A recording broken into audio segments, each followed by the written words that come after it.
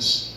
A lot of times, I know in this church, the main time when we do testimony service would be watch night, or it would be spontaneous when pastor or somebody would get up and say, give a testimony. But I know growing up, I used to hear about testimony services, and I used to hear about the old church when they would stand and say, giving honor to God, who is the head of my life. They'll begin to share their testimony, what God did for them in the previous week or days before, or what God has done in their life.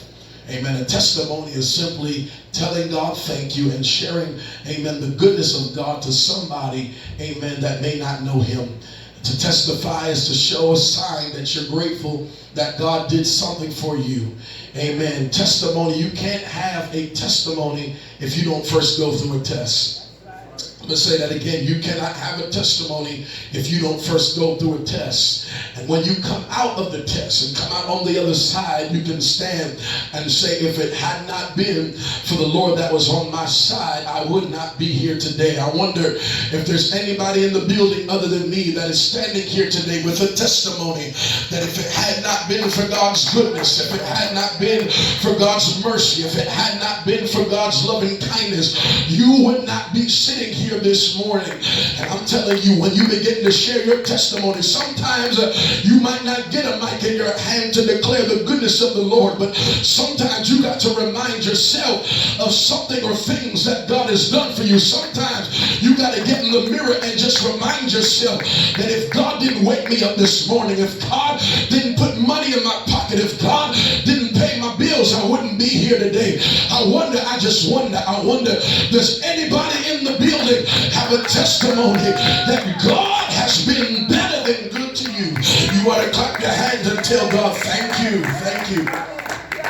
Yes, Lord. I've been saying it over and over again today. I've been encouraging y'all in worship and after worship and even before preaching to tell God thank you. Amen. You got reason to tell God thank you. I know sometimes we get caught up in life circumstances and the proclivities of life and the things that would come to try to destroy us and tear us down and cause us to be silent and sit on the testimony and the goodness of God. Amen. And not share what God has done in our lives. But sometimes you just need to get a memory of what God has already done for you. And when you begin to think of the goodness of Jesus, yes, Lord, and all the things that he's done for you. Come on, that car accident that he kept you from. Come on, you could have been on a hospital bed somewhere, in the back of an ambulance somewhere. I just came to awaken the testimony in you and remind you, you got a reason to dance. You got a reason to shout. Come on here. You got a reason to testify of the goodness and the mercy of your God. Because somebody say, I still got a testimony. Yeah. Come on, tell one more person, say, I got a testimony. I don't know about you, but I got a testimony. Hallelujah. If I can't think of anything he's done for me, I can just testify and say that God, amen, is faithful. God is wonderful. God is awesome. God is good. God is sovereign. God has kept me. God is holding me together. It's nobody but Jesus.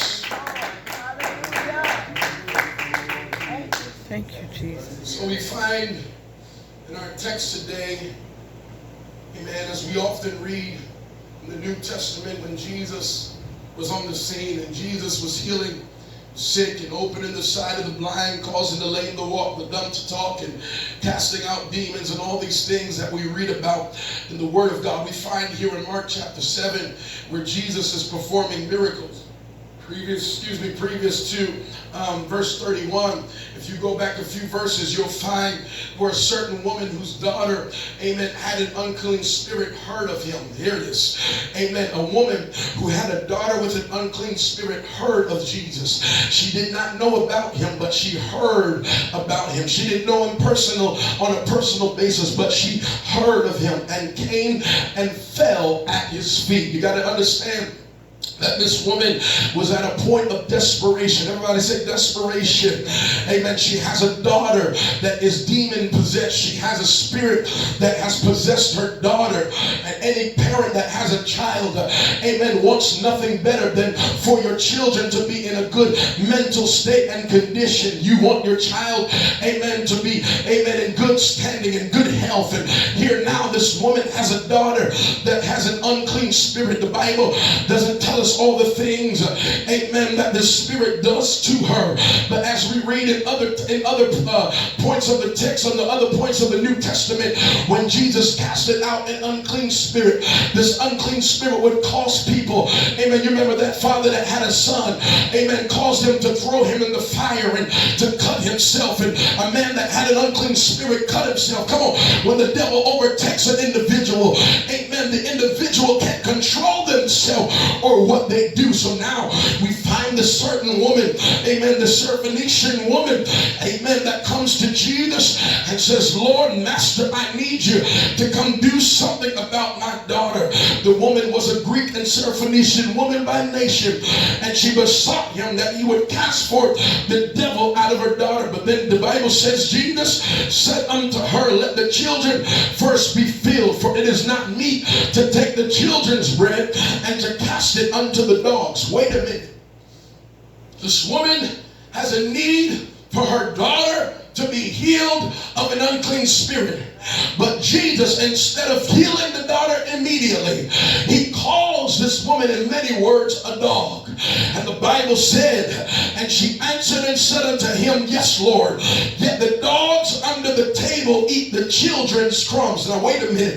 This woman could have got an attitude. This woman could have got beside herself and said, wait, I asked you to heal my daughter. I didn't ask you to speak down on me. I didn't ask you to call me out of my name. I need you to do something about my condition and my situation. But instead of having an attitude, this woman was so desperate, she said, you can call me any name you want to call me, but one thing I know for sure, I got a need and I need you to come see about my daughter. And she said, yes, Lord, yet the dogs eat under the table. They eat the crumbs of the children. And he said unto her, hear the response of Jesus. He said, for saying this, go thy way. The devil is gone out of your daughter. Jesus was looking to see the response of this woman. Jesus was not trying just to insult this woman, but Jesus was trying to see how bad do you really want this miracle? How bad do you want this devil casted out of your daughter? I came to tell somebody today, if you need God to show up on your behalf, you first got to check your response.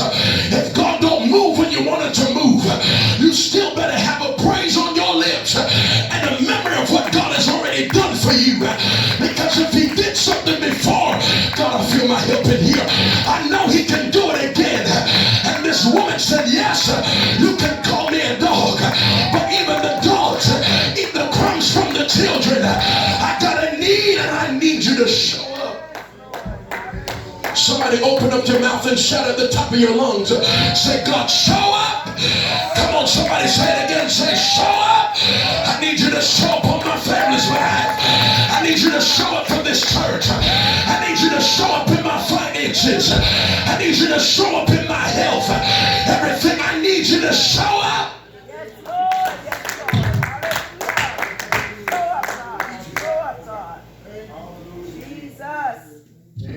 I don't care how you do it. I just need you to do it.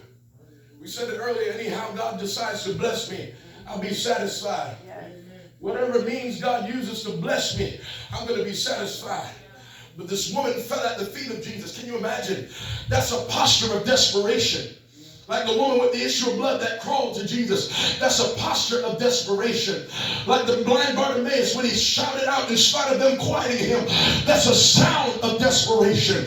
I came to declare to the house today, if you want something from God, you first got to not only get in a posture of desperation, but you got to lift up a sound of desperation. Can I tell you today that God is listening for your desperate cry? He responds to those of faith. When you respond out of desperation, you're showing sign that